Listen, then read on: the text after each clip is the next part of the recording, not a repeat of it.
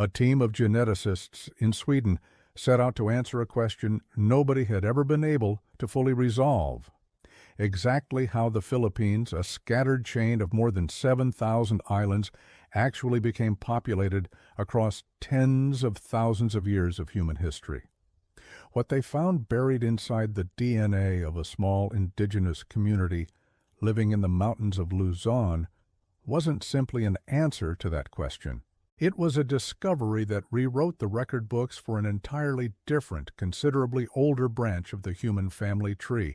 evidence of the highest concentration of a vanished, non-human species DNA ever documented in a living population anywhere on Earth, more than in any group in Papua New Guinea, more than in any group in Australia, more than anywhere else scientists have ever looked. The research team was based at Uppsala University in Sweden, led by population geneticist Maximilian Lorena and senior researcher Matthias Jakobsen, working in close partnership with the National Commission for Culture and the Arts of the Philippines, along with local universities, indigenous cultural communities, and the Philippines National Commission on Indigenous Peoples.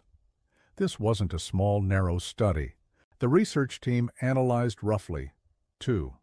3 million genetic markers collected from 1,107 individuals representing 118 distinct ethnic groups spread across the Philippine archipelago,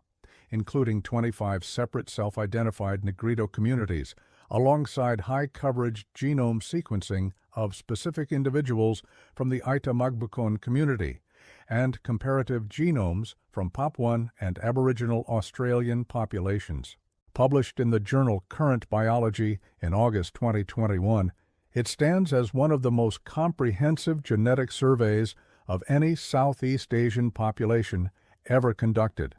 and the results it produced reshaped how researchers think about ancient human migration through this entire region of the world. To understand why this particular finding matters so much, you first have to understand who the Denisovans actually were,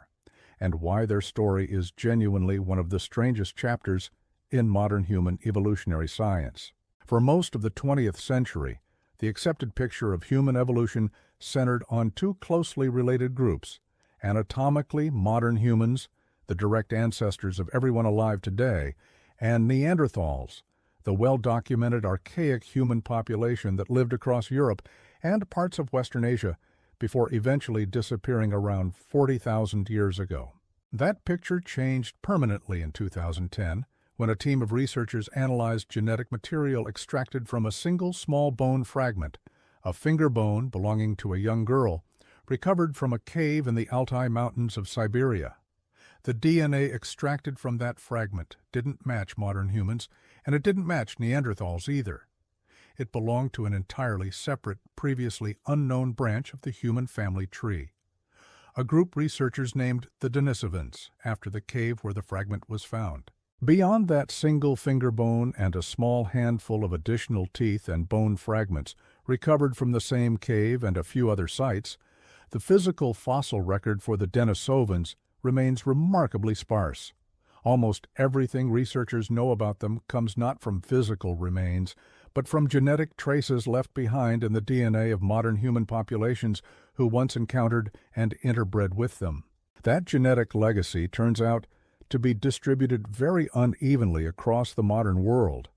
European and most Asian populations carry only trace, essentially negligible amounts of Denisovan ancestry.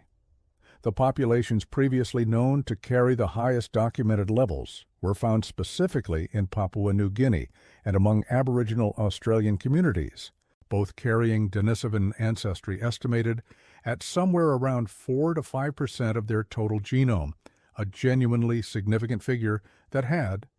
prior to this specific 2021 study, stood as the scientific benchmark for the highest known Denisovan genetic legacy anywhere in the modern human population. This is exactly the established record the Uppsala team's research ended up overturning. When researchers analyzed the genome of the Ayta Magbukon, a Negrito community living in the Zambales Mountains of Bataan province on the island of Luzon in the northern Philippines,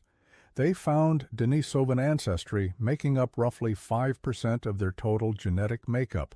a figure that, once researchers properly accounted for more recent genetic mixing with later East Asian-related migrant populations that had diluted the signal over time, worked out to somewhere between 30 and 46% higher than the levels previously documented in Papuan and Australian populations.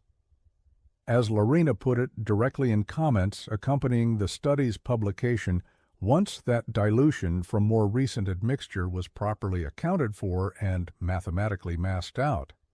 the Ayta Magbukon's underlying Denisovan ancestry could be shown to run up to 46% higher than that found in Australian and Papuan populations, the previous record holders. This wasn't a small, marginal statistical difference. It represented a genuinely new benchmark in the study of ancient human interbreeding, and it meant the single highest concentration of Denisovan ancestry ever documented anywhere on Earth belonged not to a population in Siberia, not in Papua New Guinea, not in Australia, but to a small indigenous community living in the mountains of a Philippine island most people outside the country have never heard of. The explanation the research team put forward for why this particular community ended up carrying such an unusually high concentration connects directly to the broader history of how the Philippines came to be populated in the first place. The current scientific understanding holds that Negrito populations, the broad term used for a number of genetically and culturally related indigenous groups found across parts of the Philippines, the Malay Peninsula, and the Andaman Islands, represent some of the earliest modern human populations to settle in this region, likely tens of thousands of years before later waves of migration arrived from other directions. The Uppsala team's genetic evidence indicates that these early Negrito populations encountered and interbred directly with Denisovan populations who were already established in the region by the time modern humans arrived, an admixture event the researchers describe as occurring independently within the Philippines itself, genetically distinct from separate admixture events that produced the Denisovan ancestry found in Papuan and Australian populations further south and east. Following that initial interbreeding event, later waves of migration brought East Asian-related populations into the Philippines, populations that themselves carried only relatively small amounts of Denisovan ancestry compared to the earlier Negrito groups. As these later migrant populations mixed with the descendants of the original Negrito communities across subsequent generations, that mixing generally had a diluting effect, gradually reducing the proportion of Denisovan ancestry detectable in the resulting mixed population's genome over time. The Ayta Magbukon specifically appear to have experienced comparatively less mixing with these later East Asian-related migrant groups than most other Negrito communities across the archipelago, according to the study's authors, meaning more of that original, concentrated Denisovan genetic signal from the earliest admixture event was preserved intact within their community, relatively undiluted by subsequent generations of intermarriage with later arrivals. In practical terms, the Ayta Magbukon's unusually high Denisovan ancestry isn't simply a record of ancient interbreeding on its own. It's a genuine record of relative isolation, a community whose specific, more limited history of intermarriage with later migrant populations happened to preserve an older genetic signal at unusually high concentration. In much the same way isolated communities elsewhere in the world have preserved other ancient genetic and cultural signatures precisely because of their relative separation from larger, more thoroughly mixed surrounding populations. Beyond simply confirming which specific community carries the highest Denisovan ancestry on record, the study's broader findings carry real significance for how researchers understand the deeper population history of maritime Southeast Asia as a whole. The research team's analysis suggested that Denisovans themselves may have been present across a genuinely wide swath of island Southeast Asia, not confined to a single narrow geographic pocket, and that multiple distinct admixture events between modern humans and Denisovan populations likely occurred independently at different locations and different points in time across this broader region. This connects to a genuinely active and ongoing area of paleoanthropological research concerning several other archaic human fossil discoveries made across Southeast Asian islands in recent decades, including Homo luzonensis, a distinct archaic human species identified from fossil remains discovered on the very same island of Luzon, where the Ayta Magbukon live today, along with Homo floresiensis, the so-called hobbit species discovered on the Indonesian island of Flores, and earlier Homo erectus populations documented on Java. Researchers outside the original study, including population geneticist João Teixeira of the University of Adelaide, have suggested that the genetic signature researchers currently labeled broadly as Denisovan may in fact encompass genetic contributions from more than one distinct archaic human population active across this region. A genuinely open and actively researched question that current genetic and fossil evidence hasn't yet fully resolved. It's worth pausing here to be precise about a distinction that matters considerably for understanding this research accurately. The Denisovan finding is a genuine, rigorously documented, peer-reviewed result published in one of the most respected biology journals in the field, and it represents a real and significant scientific achievement. It is not, however, evidence supporting the kind of sweeping, dramatic claims about hidden, lost continents, or systematic elimination comparisons against every ancient civilization on Earth that sometimes circulate in less careful popular retellings of this same underlying research. The actual scientific finding is precise and specific. One particular indigenous community in the Philippines carries the highest documented Denisovan ancestry of any studied population on Earth, a result grounded directly in rigorous published genetic analysis. That finding is remarkable enough entirely on its own terms, without requiring additional embellishment to make it compelling. The same broader Uppsala research project also mapped out considerably more of the layered population history running underneath modern Filipino genetic diversity, and this part of the research connects to a substantial, independently well-documented body of scholarship on the settlement of the Philippines more broadly. The archipelago's Negrito populations, including groups like the Ayta, the Agta, and the Ati, are widely understood by researchers to represent some of the earliest branches of the broader migration of modern humans that moved out of Africa and eventually settled maritime Southeast Asia, part of a very early coastal migration route that also produced genetically related populations as far away as the Andaman Islands in the Bay of Bengal. These Negrito communities were already established across the Philippine Islands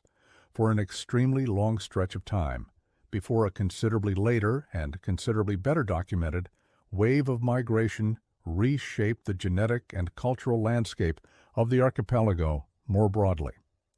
That later migration is generally referred to by researchers as the Austronesian expansion,